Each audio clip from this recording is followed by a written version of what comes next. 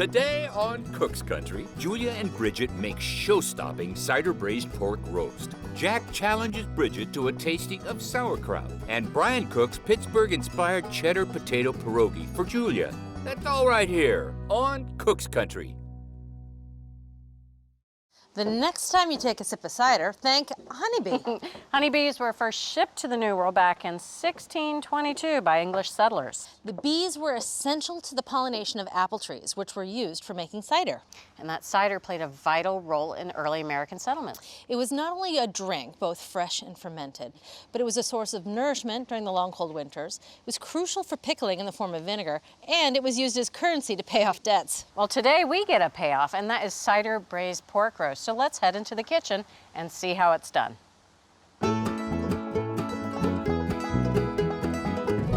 A special occasion pork roast is a great thing for any good home cook to have in their back pocket, or front pocket for that matter.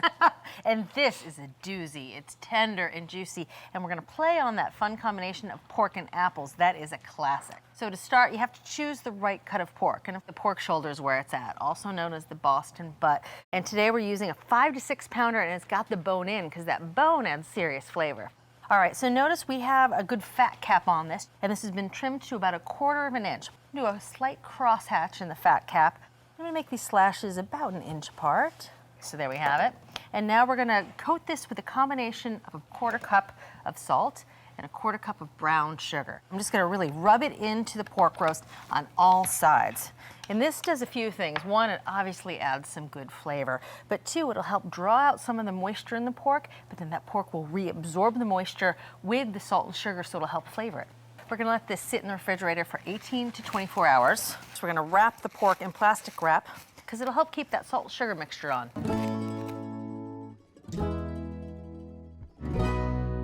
Here is a pork that's been sitting for at least 18 hours with that salt and sugar rub. And before we brown this guy up in the pot, you want to make sure to brush off any extra salt or sugar that's hanging out. So some of that sugar and salt has been absorbed into the meat, but the rest, you gotta get rid of it. All right, that looks pretty good. Last but not least, we're gonna season this guy with a little bit of pepper, top and bottom, and a little on the sides, a little on the back side, a little on that side.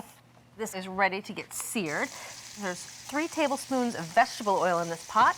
It's been heating up over medium-high heat. You want to sear this on all sides, and it's about 3 minutes a side, 6 sides, a little less than 20 minutes. Okay. All right, so while this guy is searing, we'll keep an eye on it. We're gonna prep just a few ingredients to help flavor the sauce. We haven't talked much about the sauce. You've never mentioned it. No, we're gonna do cider. I mentioned apples, and so cider really pairs nicely with the pork. So we're gonna make a cider sauce. Now to bring that cider over to the savory side, we're gonna add some basic aromatics like an onion. All right. So here, I'm just gonna take this nice big yellow onion. I'm gonna slice it into nice thin slices. So now we're gonna add a little bit of garlic, and this is 6 cloves of garlic. I'm just gonna smash them with a knife. You can even do it with the skins on, and the skins just fall right off. So that's all the garlic. Put that back in the bowl. And let's go take a look at our pork roast. Oh, it smells good. Doesn't it smell kind of bacony? Yes, it does. Oh, all right. Now, sometimes this guy's a little slippery, so using 2 tongs is good. So we're gonna continue to brown all the sides, and that'll take about 15 more minutes. As you can see, we've continued to brown this roast on all sides. It's even more bacony. It is. If there's a little bit of browning in the bottom of the pot, that's good. So in go the onions, and I'm just gonna sprinkle them around the pork, right into all that fat in the bottom of the pot. And we're gonna add 6 cloves of garlic. Oh, I know. I know, that pork fat smells really good with the onions and garlic. And I'm just gonna stir these until they soften, and that takes about 2 minutes. Doesn't that just smell amazing? You can see how nice and golden they've gotten from the sugar and a little bit of that pork fat. That's gonna make that sauce taste amazing. And speaking of sauce, we're gonna add 1 3/4 cups apple cider. This is the base for the entire sauce. Oh yeah. To help bring out those flavors, we're gonna add a cinnamon stick, because of course, apples and cinnamon go together. And to help with the savory edge, we're gonna add about 6 sprigs of thyme. I'm just gonna add them to different parts of the pot, and 2 bay leaves. All right, so it's simmering now. We're just gonna put the lid on this. We're gonna cook it in a 275-degree oven. That low, slow heat will make the pork so tender and juicy. It's gonna take about 2.5 hours. We're looking for an internal temperature of 190.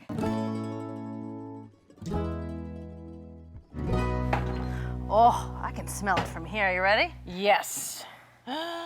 Yeah, you smell the pork, you smell the cider, you smell the herbs and the cinnamon. All right, now it's time to temp it because it's been in there for about 2.5 hours. Again, we're looking for a temperature of about 190. There we are. So if you wouldn't mind snugging that board up, again, the two-tong system. Oh, hello. All right, I'll see you later. Yeah, I don't blame you. We have to let this rest for at least 30 minutes before we slice into it. Let those muscles relax and let them reabsorb some of their moisture. We're gonna tent it with foil, keep it warm, and to keep Bridget away from it. Now, in this pot is an amazing amount of flavor and an amazing amount of fat. So we're gonna keep the flavor, lose the fat so we don't have a greasy sauce. The first thing we're gonna do is we're gonna strain it to get rid of those solids. That's the onion and all the herbs and the garlic. I'm gonna put this liquid into a fat separator. It'll make it much easier for us to get rid of all the fat so we have a nice smooth sauce without being too greasy. And then just before serving, we're gonna whip together a quick sauce.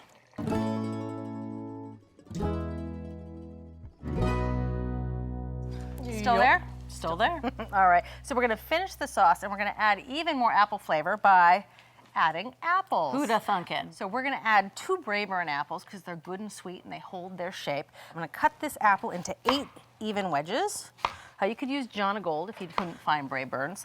And you know, we tried adding apples to this dish in a lot of ways. We put them in the pot, we let them braise, we put them in the beginning, we add them halfway through, but really they just disintegrated alongside the pork. We found it best to just brown them a little bit right before serving. All right, so into a bowl, again, this is 2 apples. I'm gonna season them with a little salt and pepper. All right, so we're gonna brown these apples in the pot, and guess what I'm gonna use for the fat? Let's hope pork fat. You know it. All right, so you can see this liquid has been sitting here for a while. I know, look at that pure pork fat on top. I'm gonna take about 1.5 tablespoons of the pure, clear pork fat right off the top. So I'm gonna heat this fat up over medium-high heat. All right, so that fat's been heating up for a couple minutes and it's starting to shimmer. Sure so is. It's time to add our apples. And I'm just gonna arrange them so that they're cut side down. We're gonna brown both cut sides. And Okay. it's a couple minutes per side. Beautiful, absolutely gorgeous. All right, so I turn the heat off and I'm gonna take them out of the pan. And I love how the skins also sort of lighten in color and the red parts get nice and rosy. Blushy. Oh, And if you wouldn't mind tenting these with foil, that just will help keep them nice and warm. On to the last and best part of this recipe, the sauce. And here I'm just gonna take some paper towels and just wipe off any gunky bits left Right. over. So here we have the braising liquid that's been sitting and defatting. You can see that liquid gold on the top. Oh, yes. So I'm just gonna put this right on top of a liquid measuring cup. And we're looking for about 2 cups of defatted juice. All right, there we go. I'm gonna add this right back to the pan. And you know, we wanted to obviously thicken this up into a nice sauce. And one of our ideas to lend it more apple flavor was to use apple butter. 1/4 cup. It's gonna give it a really nice appley flavor. I'm gonna put this over a high heat and bring it to a boil. Look at the change in color in there. Oh, so good. Oh, smell that. Very appley between the caramelized apples, the apples you browned in there, the apple cider, now apple butter. I'm apple happy. You can see it's coming to a simmer and it's time to add our thickener, which is cornstarch. And whenever you use cornstarch, you want to mix it with a little liquid first. That's 1 tablespoon of cornstarch into 1/4 cup of more cider. And then we're going to whisk this into the simmering sauce. And presto changeo, this becomes a thickened sauce. So I'm going to turn the heat off. I'm going to finish this with just a little kick of vinegar. This is 1 tablespoon of cider vinegar. Again, that just gives this sauce a little bit of punch. And of course, pinch of salt, pinch of pepper. All right, so I'm gonna put this off the heat, and now it's time to dive into our pork roast. There's this bone here, and you see it's sort of this T-shaped bone, and we wanna get that out. And this is where you wanna take a knife, either a paring knife or a sharp boning knife. I'm gonna hold the bone with one hand and just try to slice the meat away. It's a cursive T-shaped bone. It is, it's a funky shaped bone. Now I'm just gonna slice the rest of this pork into about 1/2-inch thick slices. Oh, hello. Juicy. Oh, my goodness. I have to say, I love the little shreddy bits that fall off the top and the Yes. bottom as you slice. Oh, I'm gonna give you a nice, big, thick slice and a few apples. thank you. Last but not least, our sauce. So not least. Okay, come on. Look at this. It's falling off my fork. It's so tender. It's falling off my fork and into my mouth. There is bacon present, even though you did not put it in the pot. Nope. I would swear that it has that kind of salty, smoky, sultry bacon flavor.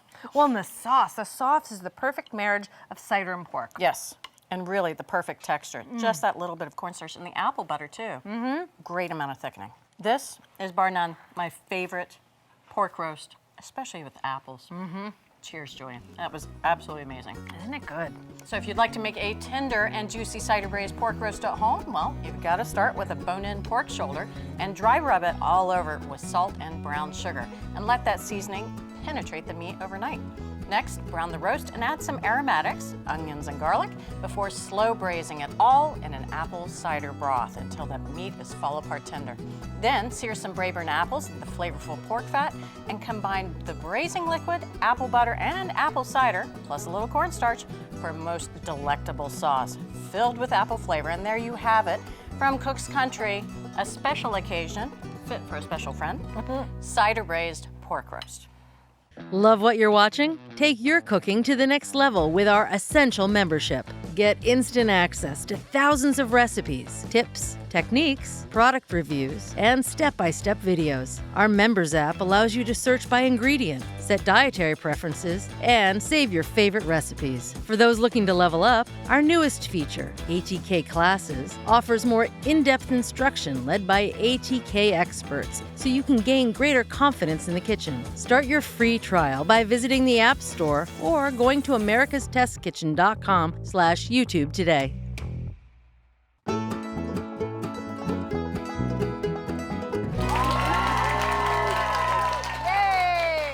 Great audience today, and today we're tasting sauerkraut. Now in German, sauerkraut means soured cabbage. You can make your own at home, but it takes at least 6 weeks really for that flavor to develop.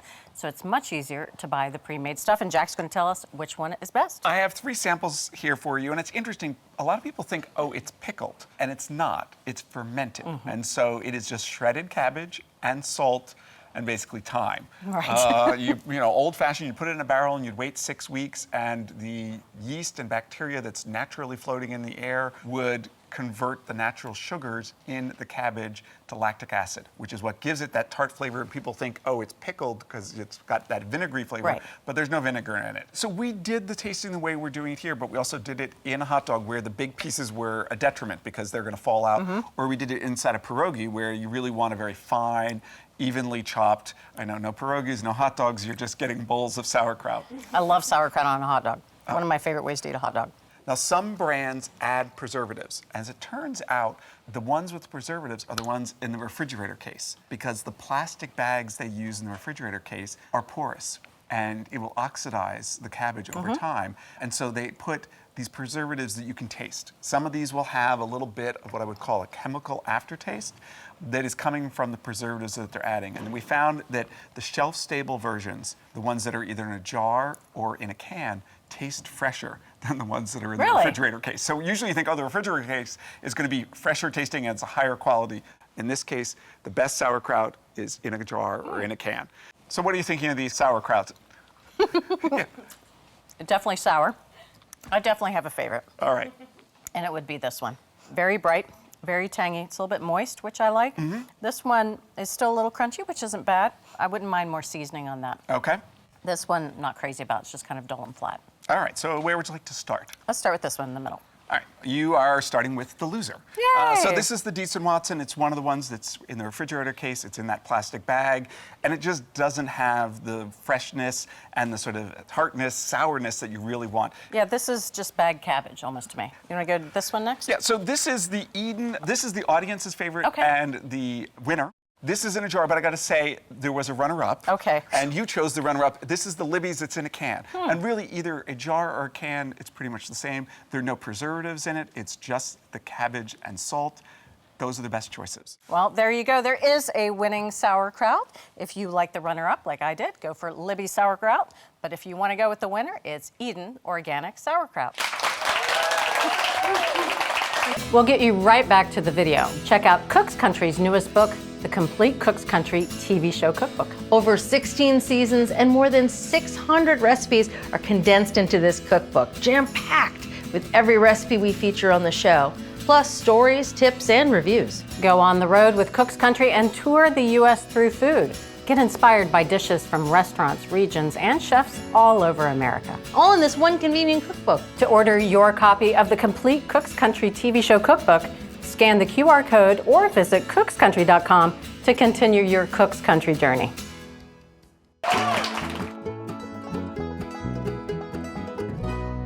Before the First World War, roughly 2.5 million Polish immigrants arrived here in the U.S., and many of them moved to Pennsylvania to work in the state's booming coal and steel industries.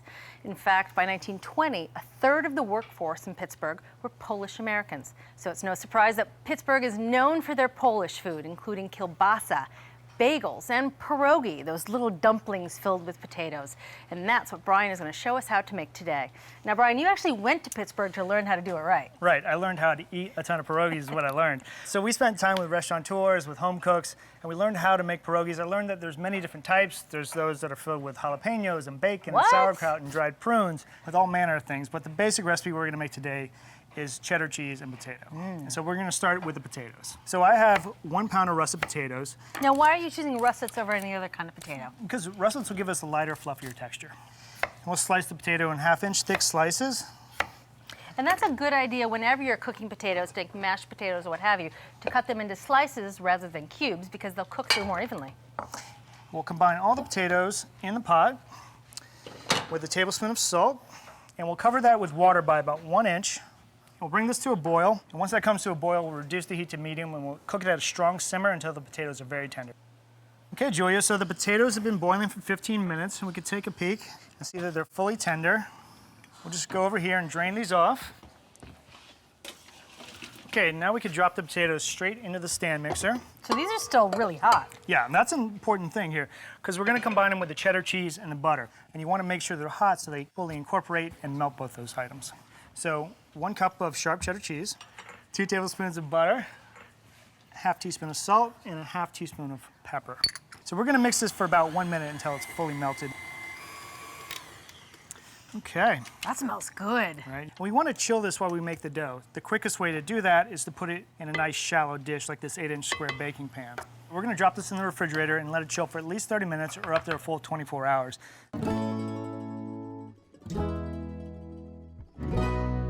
So while the filling chills, we're going to turn our attention to the dough. This wonderful woman named Elaine Kitlowski in Mount Lebanon, Pennsylvania, took us into her home for a day and taught us how to make pierogies based on her grandmother's recipe. Now, she uses a combination of all-purpose and semolina flours, which makes it a relatively high-protein dough, so it's nice and elastic. Rather than call for 2 different types of flours, we settled on bread flour. Which has a higher protein content than all-purpose flour. Right. So we have 2.5 cups of bread flour here. We're going to add 1 teaspoon of baking powder, 1/2 teaspoon of salt. We'll just whisk this together to combine it. Then we can go ahead and add 1 cup of sour cream. This is a pretty interesting dough. Right, we're adding fat and richness without adding too much moisture to it. So you'll find when we're done mixing this up that the dough is extremely easy to work with. If you have favorite doughs in life, which I never thought I'd say, this is going to be one of my favorite doughs. Really? This is your favorite dough? All right. Favorite dough. I don't know what else to do with it besides make pierogies, but that's a good start. So I have 1 whole egg and 1 egg yolk. We're going to fit the mixture with a dough hook, and we'll mix this on medium-high speed for about 8 minutes until the dough really hydrates and it gets nice and elastic. Okay, Julia, the dough has been rested for at least 20 minutes here. You can see how nice and... I gotta touch it. Yeah, it's nice and pliable, isn't it? That's gonna be a good dough to work with. So we're ready to roll this out. We want to start with a little bit of bench flour. You don't want to overflour this board because the pierogies are going to seal without the aid of water. So too much flour prevents the seal from happening. We want to start off by rolling this into an 18-inch circle. And that just gives you the best thinness for the dough. Right. It comes out to be about 1/8 of an inch thick. So we have a 3-inch biscuit cutter. We're going to go around and cut out as many rounds as possible. We have about enough filling for 30 pierogies. Okay, so we're now ready to start adding the filling. We're going to use 1 level tablespoon measure. See that the filling is nicely chilled, and we'll just kind of slide that into each pierogi. This looks like it takes a lot of patience to make these. It does. This is a little something we like to call pierogatory in the kitchen, because you're staring down the barrel of 24 pierogies that you now have to fold and crimp and make look perfect. Why don't we start folding them? Okay, all right. I'm going to teach you the way I was taught, and give it a simple fold right in the middle, and kind of just give it a little pinch. Then work over sliding to the left. And then I like to come around from one end and just give it a solid pinch. And this, in lieu of the water, is what really makes it stick together. Okay, and we can just place them onto a lightly floured sheet of parchment. You know, if you don't get a perfect seal on them and they break apart in the boiling water, those are called angels. Oh no! Yeah, it's an adorable name for them, but It's an adorable name for a mistake. Yeah. I got the feeling I'm making some angels over here. I'm an angel maker. See, it doesn't even sound bad. No, it doesn't. Another few minutes for this batch. We'll roll out the second batch of dough and hopefully get another 6 cut, and we're ready to boil them off. Okay, Julia, we got our full 30 pierogi. So now we can turn to our garnish. I have 4 tablespoons of melted butter here over medium-low heat. I'm gonna add 1 large onion that's been minced and a half teaspoon of salt. And we'll cook this until the onions are nicely caramelized, and this will take about 15 to 20 minutes. And now we can turn our attention to cooking the pierogi. We have a large pot of boiling water here. We're gonna add 1 tablespoon of salt, and we're gonna add half of our pierogi, so about 15 pierogi. And the reason why we're only adding half is because we don't wanna cool the water down too much. Now, a lot of recipes I've seen, they tell you the pierogi's done when they start to float. Is there any truth to that? Remember, we have to cook that dough all the way through, and we wanna make sure we heat that filling back up. Let them go for the full 5 minutes. Okay, Julia, the second batch is done. Ooh, that means it's eating time. Yep. So we can go right into the skillet with the caramelized onions with the first batch. In order to carry the onions a little bit further, we'll add a couple tablespoons of this cooking water. I was thinking the onions look like they need a little loosening up. Yeah, and they need to warm up a little bit too. So we're gonna hit them over medium-low heat for just a couple of minutes, and we'll toss all the pierogi in that onion mixture. Oh, goodness. That looks terrible. My mouth is watering right now. So right onto the platter. Oh. Let's get the rest of those onions. Oh, yeah. Maybe just a little more. Yeah, that looks good. Is that good? Well, my fork just went right through that dough. It's not like a rubbery lead sinker at all. Man. I don't think I've ever had a pierogi this good. You know, they're filling, but they're not gonna weigh you down. And that was kind of my measure of great pierogies when I was in Pittsburgh. Could I eat more than 2 or 3 without feeling like I was gonna have to take a nap? To make the ultimate potato and cheddar pierogi, start with rust potatoes and sharp cheddar cheese. Using a stand mixer, beat the two together until smooth, then spread the filling into a square baking dish and chill it until firm. To make a supple, easy to roll out dough, use bread, flour, and sour cream, along with some baking powder and egg. After rolling out the dough and cutting out 3-inch rounds, use 1 tablespoon of filling before giving it your own personalized crimp edge. To cook the pierogi, boil them in salted water for exactly 5 minutes, then toss with caramelized onions before serving. And there you have it, from Cook's Country, the best recipe for potato cheddar pierogi. You can get this recipe along with all of our tastings, testings, and select episodes at our website at cookscountry.com. If you're ready to take your cooking to the next level, head over to americastestkitchen.com and get a free trial of our ATK Essential membership. While you're there, you can sign up for our free email newsletters and download our app. So, what are you waiting for?